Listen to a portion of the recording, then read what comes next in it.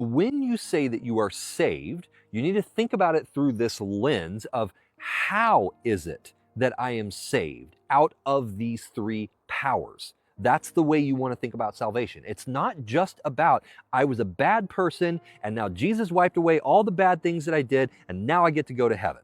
Okay? That is true, right? But that's like 5-year-old level truth. And it's not even, it's in some ways, it's almost not even the right way to teach it because it sets us up for so much confusion later on. If we taught this more accurately, even if we taught it simply, if we taught it more accurately, I think people would have much greater success in their walks of faith and in their walk of life, because they would understand not only the condition that they were in, but they would also have a better understanding of the conditions that they are now operating in. Okay, so how are we saved from the power of death? So that one is realized in two ways. It is first realized in the way Satan was able to control us early in this life prior to coming to Christ. In Hebrews, it says that Jesus had to come in the flesh in the same form as us in order to render ineffective the one who had power over death, that is the adversary. And the way that he rendered him ineffective was by rendering him ineffective in being able to threaten us with the fear of death. So in life, we had a fear of death because of our separation from God. And so we had a drive to survive. And so anytime the adversary wanted to influence us, he simply needed to threaten our livelihood. So take, for example, if you have a person who is in a situation where Satan's able to threaten their ability to produce income, to buy food, or to do the things that they need to do, right? Well, in threatening that, he now has the ability to come and influence that person. If that person is afraid that if they don't get another job, that they're eventually not going to be able to eat and then eventually they're going to die, then all he has to do is now go whisper in that person's ear, well, if you go beat that guy up and steal his money, well, then you'll be okay. And so he leverages the fear of death to influence people to behave in ways that they wouldn't normally behave. So in Christ, if we are freed from our fear of death, then it removes the effectiveness of that version of influence that Satan uses to influence our behaviors. Because if I have no fear of dying, because I know that to live is Christ, but to die is to gain, to die is to go to heaven, it's far superior than to live here on the earth.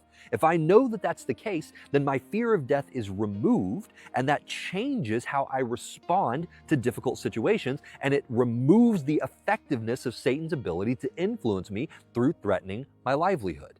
And then the second removal of that power is when I die, death does not have the ability to assert power over my soul because I am in Christ. And because Christ is alive, death has no ability to lay claim to him. And so subsequently, being in Christ, death has no ability to lay claim to me either. And so in being born again, I am saved in two ways. I am saved from my fear of death, which changes Satan's ability to influence me in this life.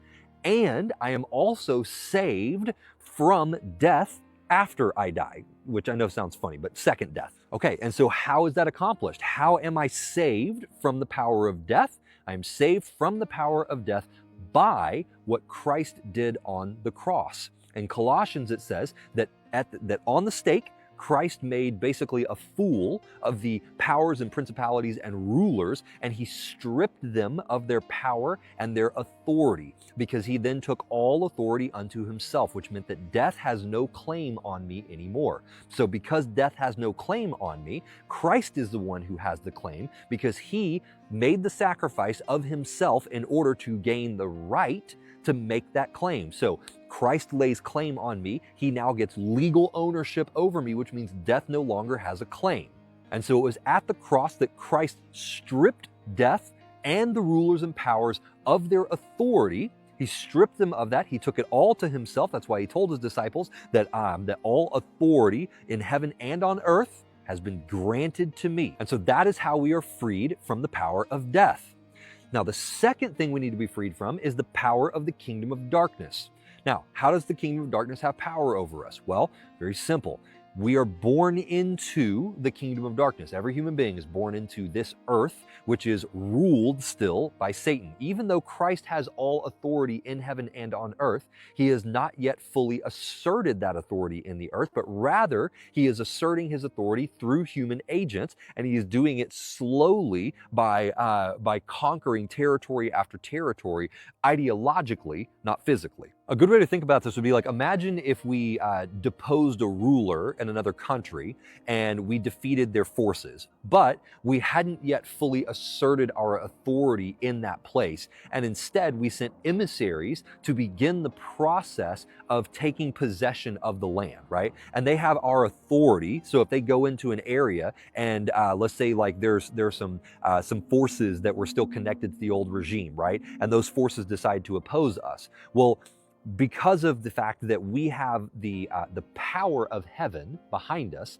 and we have the authority of Christ, if indeed he sends us into a territory, be very careful with that, because just because we are in Christ does not mean that every situation that we are acting on his authority. So whole other subject, but just for the purpose of this analogy, let's imagine that he sent a group of people to, say, San Antonio, Texas, and said, I want you to go and establish a gathering there, a group there, a power center there, a power base there, and I'm giving you the authority to go to that place and do that. And you go there and you encounter demonic forces in the spirit that are opposing you. Well, all you have to do is pray in that moment and say, Lord, I'm encountering these forces. And those forces will have to relent to the authority, because if they don't, then the full power of heaven comes and destroys them. I mean, why do you think Satan always had to ask permission before he ever went and tested anybody? He had to ask permission to test Job. He had to ask permission to test Peter and the disciples. In fact, Paul was even given a thorn in his flesh, which was a type of demonic influence. And that demonic influence would not respond to Paul's power or authority, because it was acting on the authority of God, who was allowing that thing to be there in order to keep Paul humble. Which means that if it was acting under the authority of God, that also means that at any time he could say that thing needs to go.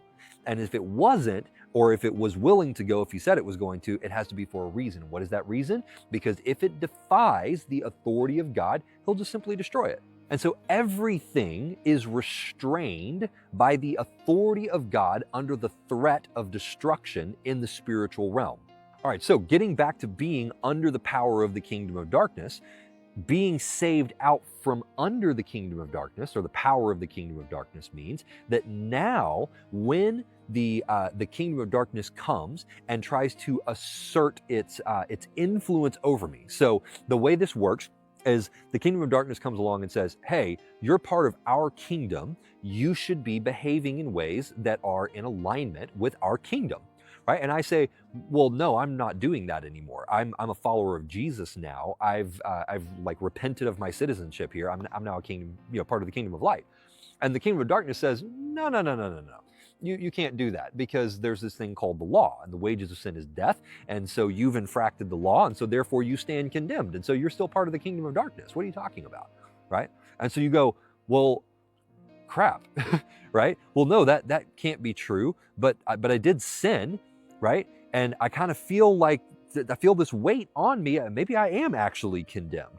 And if I am condemned, well, maybe I am actually part of the kingdom of darkness, because I did go and like visit, the darkness bar recently, or, the darkness, crack house recently, or whatever it is, right? And so because I visited that, maybe that means I am actually part of the kingdom of darkness. Maybe I actually never left. It was all in my head.